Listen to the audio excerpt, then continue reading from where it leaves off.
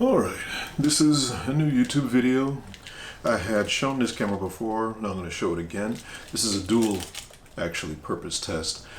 I had just seen a video, very well done video by Philip Bloom, where he tested the new Fuji system, the X-T4, with a number of Fuji lenses. One that caught me, one that was particularly interesting to me was the one where he tried the Fuji 56 f1.2.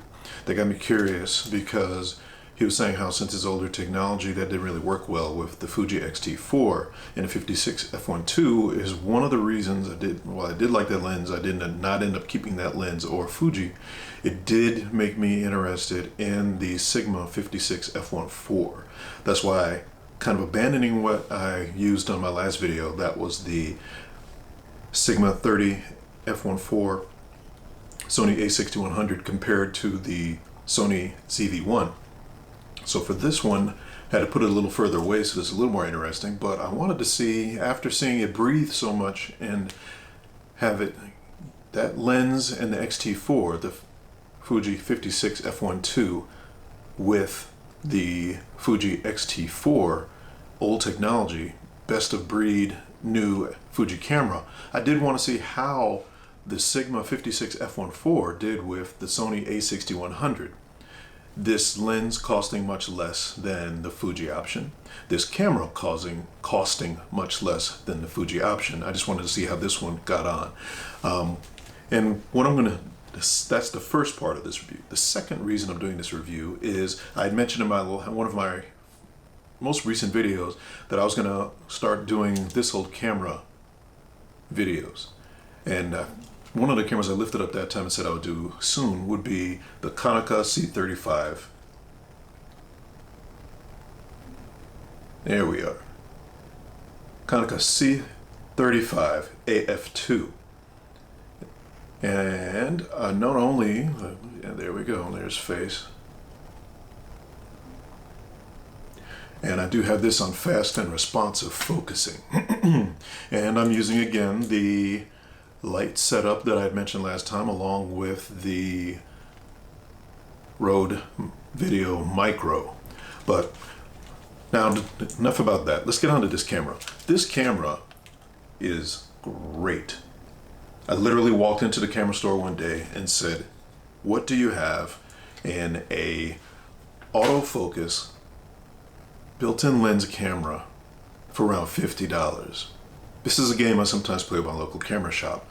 And what they said was, Dennis, who was very helpful there, Southeastern Camera, said, we have this that just came in, and it's a Konica C35 AF2. Had not heard of this camera before, but I was very impressed with it.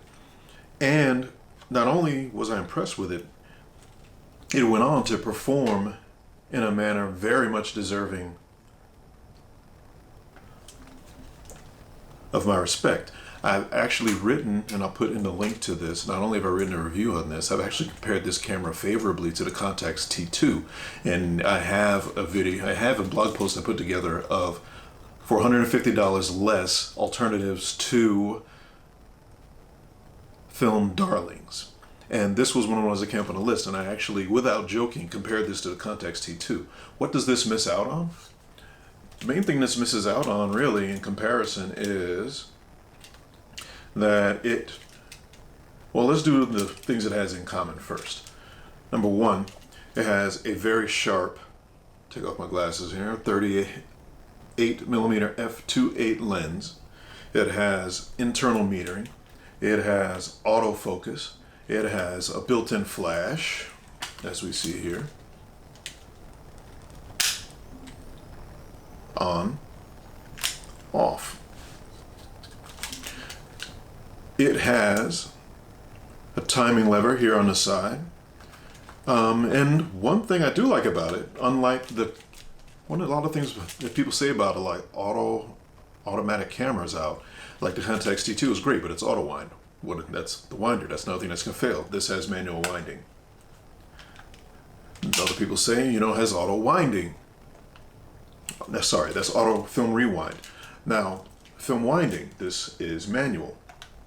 Another thing not to break. So it has all the important things I want. It has the autofocus, has the auto exposure, but I lose some of the concerns about mechanical failure, given the simpler nature. Now, on the downsides, what does this, because of course this is not as good as a Contax T2. Well, let me stop there. In pure image quality terms, I will put this lens up there with the best fixed or autofocus lenses I've ever used.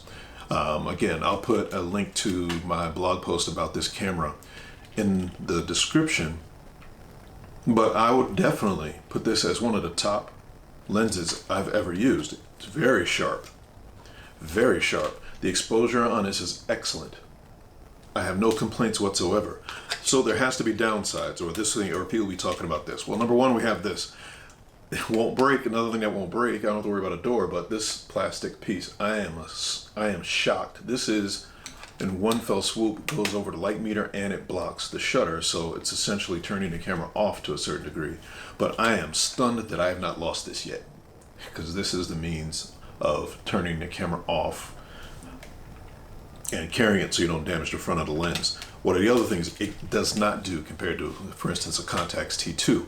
I cannot really manipulate the exposure. The Contax T2 has some level of manual overrides where I can control what's going on.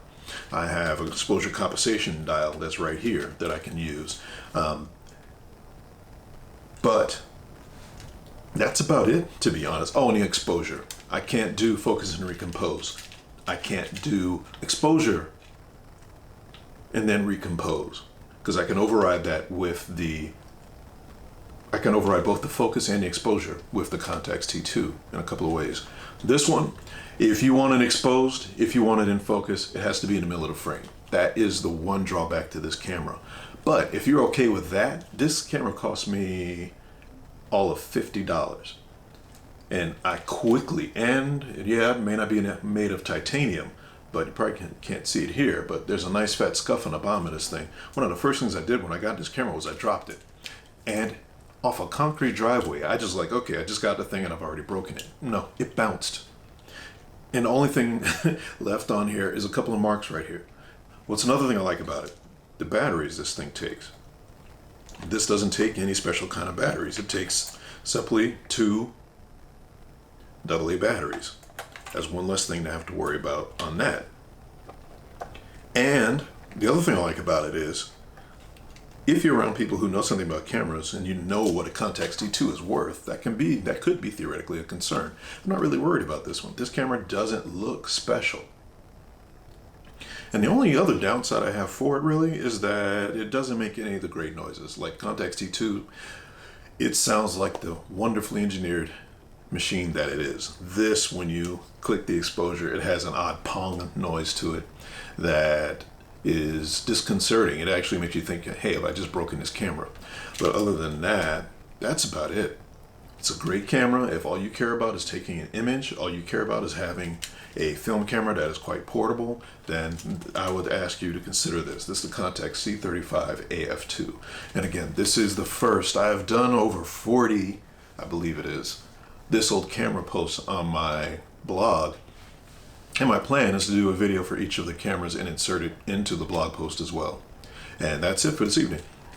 And I have to say also, while I'm at it, that it does look like this 56 f1.4 Sigma with the Sony a6100 is performing better than what I saw with Philip Bloom doing in his video, where again Fuji could come out and release a brand new lens that focuses spectacularly.